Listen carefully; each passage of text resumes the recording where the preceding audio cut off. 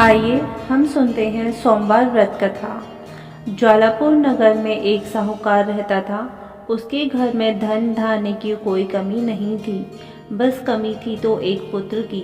इसी चिंता में साहूकार दिन रात घुलता रहता था। पुत्र प्राप्ति की कामना में वह प्रत्येक सोमवार को शंकर भगवान तथा माता पार्वती का व्रत का पूजन किया करता था। संध्या होते ही शिव मंदिर में जाकर वह शिवजी के सामने दीपक जलाया करता था। उसके इस भक्ति भाव को देखकर एक दिन श्री पार्वती जी ने शिवजी महाराज से कहा, ज्वालापुर का साहूकार आपका अनन्य भक्त है और सदैव आपका व्रत और पूजन बड़ी श्रद्धा से करता है। आपको उसकी मनोकामना पूर्ण करनी चाहिए।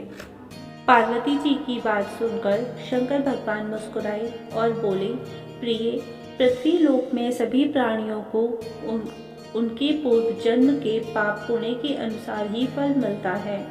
तब पार्वती जी ने अत्यंत आग्रह से कहा, महाराज, जब यह साहूकार आपका अनन्य भक्त है, अतः यदि इसे किसी प्रकार का दुख है तो उसको अवश्य दूर करना चाहिए, क्योंकि आप सदैव ही अपने भक्तों पर दयालु रहकर उनके दुखों को दूर करते हैं। पार्वती जी का आग्रह शंकर भगवान टाल न सके और बोले, हे पार्वती, इस साहूकार के कोई पुत्र नहीं है। इसी चिंता में वह दिन रात दुखी रहता है।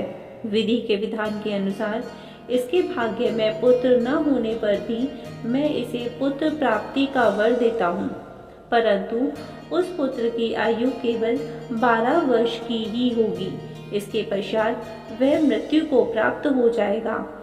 माता पार्वती और भगवान शिव का यह वार्तालाप साहूकार सुन रहा था। पुत्र प्राप्ति के वरदान के बारे में जानकर ना तो उसे कोई विशेष प्रसन्नता हुई और ना ही दुख, लेकिन वह पहले की तरह ही सोमवार का व्रत करते हुए शिवजी महाराज की पूजा तथा व्रत करता रहा। शिवजी महाराज के वरदान से साहूकार की धर्म पत्नी शीघ्र ही गर्भवती हो गई। साहूकार के घर में खुशियां छा गईं। ठीक 9 मास बाद साहूकार की पत्नी ने एक अति सुंदर पुत्र को जन्म दिया। इस अवसर पर साहूकार ने ब्राह्मणों और निर्धनों को खूब अन्न, वस्त्र और दान स्वरूप दिया। जब उनका पुत्र 11 वर्ष का हो गया तो इस बालक की माता ने उसके पिता से विवाह के लिए आग्रह किया। साहूकार ने उसके इस आग्रह को टालते हुए कहा, हे प्रिय, मैं अभी इसका विवाह नहीं करूंगा और काशी जी पढ़ने के लिए भेजूंगा। साहूकार के इस निर्णय पर पत्नी को बहुत दुख हुआ, लेकिन उसने इसका कोई विरोध नहीं किया। तब साहूकार ने अपने साले को बुलाकर उसे बहुत सा धन देकर कहा, तुम अपने भांजे को पढ़ने के लिए काशी ले जाओ। रास्ते में जिस भी नगर में रुको वहाँ यज्ञ तथा ब्राह्मणों को भोजन कराते जाओ। मामा भांजे जल्दी ही काशी के लिए प्रस्थान कर गए। काशी की ओर यात्रा करते हुए वह दोनों प्रतापनगर पहुँचे। उस नगर के राजा की बेटी के विवाह के कारण नगर को बहुत अच्छी तरह सजाया गया था। एक विशाल मैदान में बड़े बड़े शमियाने लगाकर बारात को वहां ठहराया गया था। दोनों मामा भांजे उस बारात को देखने गए। तभी दूल्हे के पिता ने साहूकार के सुंदर बेटे को देखकर और अपने एक सेवक को भेजकर दोनों को अपने शमियाने में बुलवाया। राजा अपने जिस बेटे की बारात लेकर राजकुमारी के विवाह के लिए आया था, वह एक आंख से काना था। राजा अपने जिस बेटे की बारात लेकर राजकुमारी के विवाह के लिए आया था, वह एक आंख से काना था। उसके पिता को इस बात की बड़ी चिंता थी कि कहीं वर को देखकर कन्या के माता पिता विवाह में किसी प्रकार की अड़चन पैदा ना कर दें। वर के पिता ने मामा भांजे को जब सारी बात बताकर बार बार उस लड़के को दूल्हा बनाने के लिए आग्रह किया तो मामा ने बात स्वीकार कर ली। साहूकार के बेटे को दूल्हा बनाकर राजा की बेटी से विवाह करा दिया गया। फेरों और कन्यादान का कार्य समाप्त होने पर बारात वापस शमियाने में पहुंच गई। लेकिन साहूकार का बेटा वहीं रह गया। साहूकार का बेटा जब सुबह उठा तो उसने वहां से निकलने से पहले पलंग पर सोई राजकुमारी की चुंदरी पर लिख दिया कि तेरा विवाह तो मेरे साथ हुआ है, परंतु जिस राजकुमार के साथ तुमको भेजेंगे वह एक आंख से काना है। मैं तो काशी पढ़ने जा रहा हूँ। मामा भांजे सूर्योदय होने पर काशी के लिए चल दिए। उधर जब सुबह राजकुमारी सोकर उठी तो उसने अपनी चुंदरी पर लिखा पाया तो पढ़कर राजकुमारी सन्न रह गई। उसी समय राजकुमारी ने अपने पिता को सारी बात बताई और कहा कि अब वही लड़का उसका पति है जिसके साथ उसके फेरे हुए हैं। सारी बात जानकर राजा ने उस काने लड़के के साथ राजकुमारी को विदा करने से इनकार कर दिया। राजा अपने काने बेटे और बारात के साथ खाली हाथ लौट गया। उधर साहूकार का बेटा और उसका मामा काशी जी पहुंच गए। वहां जाकर मामा ने यज्ञ करना और भांजे ने पढ़ना शुरू कर दिया था। जब लड़के की आयु 12 वर्ष की हुई तो उसकी मृत्यु का दिन समीप आ गया। मामा को इस संबंध में कुछ पता नहीं था। उसने एक बहुत बड़े यज्ञ का आयोजन किया था। यज्ञ अभी चल रहा था कि लड़के ने अपने मामा से कहा, मेरी तबीयत कुछ खराब हो रही है मामा जी, मैं कुछ देर आराम करना चाहता हूँ, आप यज्ञ का कार्य पूरा करते रहिए। लड़का अपने कक्ष में जाकर लेट गया।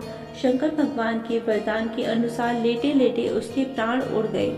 यज्ञ के बीच में मामा ने कक्ष में जाकर लड़के को जब मृत अवस्था में देखा तो उसे बहुत दुख हुआ, लेकिन यज्ञ में विघ्न पड़ने के डर से उसने स्वयं पर संयम रखा और इस बात की चर्चा किसी से नहीं की।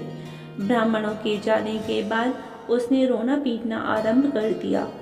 संयोगवश उसी समय शिव पार्वती जी यज्ञ स्थल के ऊपर से गुजरे। पार्वती जी ने जब जोर जोर से रोने के स्वर सुने तो वह शंकर जी से बोली, हे प्रभु, कोई दुखिया रो रहा है, उसके कष्टों को दूर कीजिए। भगवान और पार्वती जी ने समीप जाकर देखा तो उन्होंने उस साहूकार के मृत बेटे को फौरन पहचान लिया। पार्वती जी कहने लगी, भगवान, यह तो ज्वालापुर के साहूकार का वही बेटा है जो आपके वरदान से पैदा हुआ था। प्राणनाथ, कृपा करके इस बालक को और आयु दो, अन्यथा इसके माता पिता तड़प तड़प कर मर जाएंगे। पार्वती जी के आग्रह को शंकर भगवान टाल न सके और उस लड़के को जीवन दान दिया। साहूकार का पुत्र ओम नमः शिवाय कहता हुआ उठ बैठा। शिव और पार्वती कैलाश पर्वत को चले गए। कुछ दिनों की यात्रा के बाद मामा भांजा दोनों पुनः प्रतापनगर पहुंचे। प्रतापनगर पहुंचकर मामा भांजे ने वहां यज्ञ किया। संयोग से उस नगर का राजा उस स्थान से गुजरा।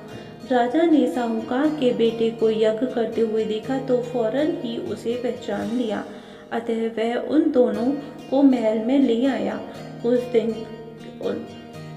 उन्हें महल में रखकर दोनों को खूब आदर सत्कार किया और फिर बहुत सा धन्य बहुमूल्य स्वर्ण आभूषण और वस्त्र देकर राजकुमारी के साथ उन्हें विदा किया।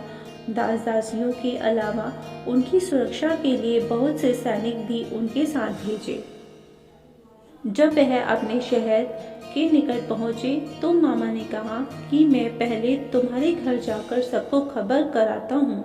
उस समय लड़के के माता पिता अपने घर की छत पर बैठे हुए थे और उन्होंने यह प्रण कर रखा था कि हमारा पुत्र सकुशल घर पर आए तो राजी खुशी नीचे उतरकर आ जाएंगे, अन्यथा छत से गिरकर अपने प्राण खो देंगे। इतने में उस लड़के के मामा ने जाकर यह समाचार दिया, आपका पुत्र आ गया है। परंतु उनको विश्वास नहीं आया।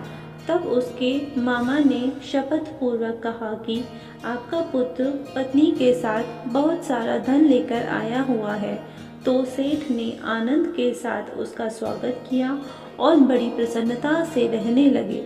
इसी प्रकार जो प्राणी सोमवार को विधिवत व्रत करके शंकर भगवान व माता पार्वती जी की पूजा करता है, उस पर नीलकंठ महादेव कृपा करके उसका घर खुशियों से भर देते हैं। निसंतानों को पुत्र प्राप्ति का वरदान देते हैं और धन संपत्ति के भंडार भरते हैं। दीन दुखियों के दुख दूर करके उनकी मनोकामनाएं पूरी करते हैं।